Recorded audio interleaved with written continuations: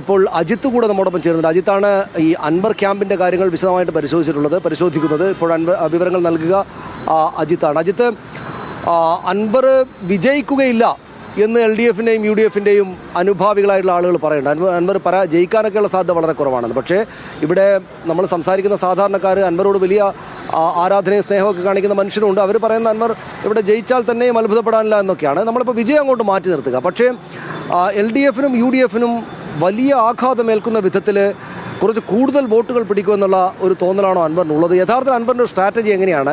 അദ്ദേഹത്തിൻ്റെ പരസ്യപ്രചാരണം ഇവിടെ ഫ്ലക്സുകളും മറ്റുമായിട്ടൊക്കെ ധാരാളമായിട്ട് നിലമ്പൂരിൽ കാണാനുണ്ടെങ്കിൽ തന്നെയും അദ്ദേഹം മറ്റുള്ളവരെ പോലെ പുറത്തിറങ്ങി പ്രധാനപ്പെട്ട സ്ഥലങ്ങളിലല്ലാതെ ഉൾനാടുകളിലും വീടുകളിലും ഒക്കെയാണെന്ന് തോന്നുന്നു വോട്ട് സമാഹരിക്കാനായി പോകുന്നത്, അല്ലേ?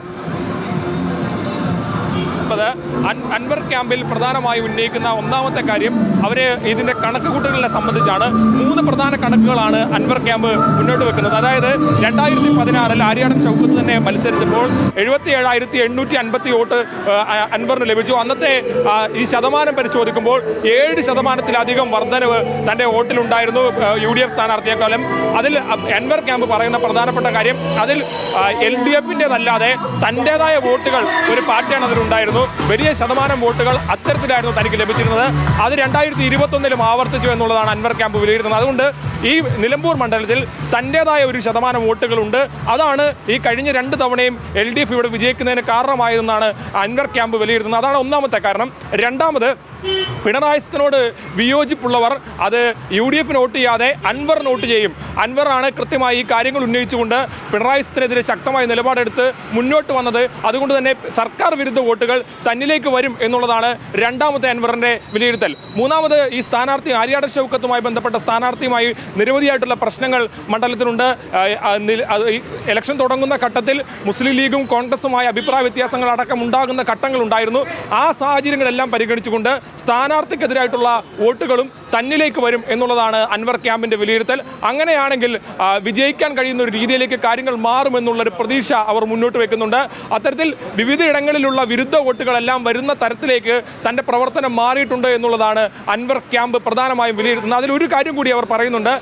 ഈ പ്രചരണമാകെ നടന്ന ഘട്ടത്തിലും MLA കുറിച്ച്, നിലവിലിവിടെ ഉണ്ടായിരുന്ന MLA കുറിച്ച് UDFോ LDFോ കാര്യമായ വിമർശനം ഉന്നയിച്ചില്ല എന്നുള്ള കാര്യം കൂടി അവർ മുന്നോട്ട് വെക്കുന്നുണ്ട്. അതുകൊണ്ട് തന്നെ MLA എന്നുള്ള നിലയിലുള്ള പ്രവർത്തനത്തിൽ ലഭിച്ച പങ്കാളിത്തം കൂടി ഈ വോട്ടായി മാറുമെന്നുള്ള വിലയിരുത്തലാണ് അൻവർ ക്യാമ്പുള്ളത്. രണ്ടാമത്, ഈ വോട്ട് എങ്ങനെ പ്രതിഫലിക്കും എന്നുള്ളതാണ്. അത് പ്രധാനപ്പെട്ട ഒരു കാര്യമാണ്. കാരണം ഇവിടെ നമ്മുടെ നേരത്തെ സൂചിപ്പിച്ച എല്ലാവരും പറഞ്ഞത് അൻവറിൻ്റെ വോട്ടാണ്, അൻവർ പിടിക്കുന്ന വോട്ടാണ് നിർണായകം എന്നുള്ളതാണ്. ഈ ആശങ്ക തന്നെയാണ് ഇപ്പോൾ UDFിനും LDFിനും ഉള്ളത്. കാരണം അൻവർ ഏതൊക്കെ മേഖലയിൽ നിന്ന് എങ്ങനെയൊക്കെ വോട്ട് പിടിക്കുമെന്ന് നമുക്ക് പ്രെഡിക്റ്റ് ചെയ്യാൻ കഴിയുന്ന ഒരു സാഹചര്യമല്ല ഉള്ളത്. പ്രത്യേകിച്ച് മൂലേടം, വഴിക്കടവ്, നിലമ്പൂരൊക്കെ കേന്ദ്രീകരിച്ച് വലിയ പ്രവർത്തനങ്ങൾ, അത് പ്രത്യേക പോക്കറ്റുകളിൽ പോയി ആളുകളെ കാണുകയും ആളുകളോട് നേരിട്ട് സംസാരിക്കുകയും ഒക്കെ ചെയ്യുന്ന ഒരു പ്രത്യേക പ്രചരണ രീതിയാണ് അദ്ദേഹം മുന്നോട്ട് വെച്ചത്. നമുക്ക് മുമ്പ് ഒരു തെരഞ്ഞെടുപ്പിലും ഇത്തരത്തിലുള്ള പ്രചരണ രീതി കണ്ടിട്ടുണ്ടാവാൻ ഒരു സാധ്യതയുമില്ലെന്ന് നമുക്കറിയാം. വീട് കയറിയുള്ള പ്രവർത്തനങ്ങളില്ല, മറിച്ച് കൃത്യമായ രീതിയിൽ കുടുംബയോഗങ്ങൾ സംഘടിപ്പിക്കുന്നില്ല, മറിച്ച് അതിനപ്പുറത്തേക്ക് പോക്കറ്റുകൾ കേന്ദ്രീകരിച്ചുള്ളൊരു പ്രവർത്തനമാണ് ഈ തെരഞ്ഞെടുപ്പിലാകെ PV അൻവർ സംഘടിപ്പിച്ചിട്ടുള്ളത്. മാത്രമല്ല, ഇതിനിടയിൽ തന്നെ ഫോണിലൂടെയും മറ്റ് രീതിയിൽ ഉൾപ്പെടെയും പല കേന്ദ്രങ്ങളിൽ നിന്നുള്ള പിന്തുണ അദ്ദേഹം നിരന്തരമായി അഭ്യർത്ഥിക്കുന്ന രീതിയിലുള്ളൊരു തെരഞ്ഞെടുപ്പ് പ്രചരണമാണ് അദ്ദേഹത്തിന് നടന്നത്. കേരളത്തിൽ തന്നെ നമുക്ക് അധികം അത് കേട്ട് കേൾവിയില്ലാത്ത ഒരു പ്രചരണ രീതിയാണ്. മൂന്നാമത്തെ കാര്യമാണ് ഏറ്റവും പ്രധാനപ്പെട്ടത്.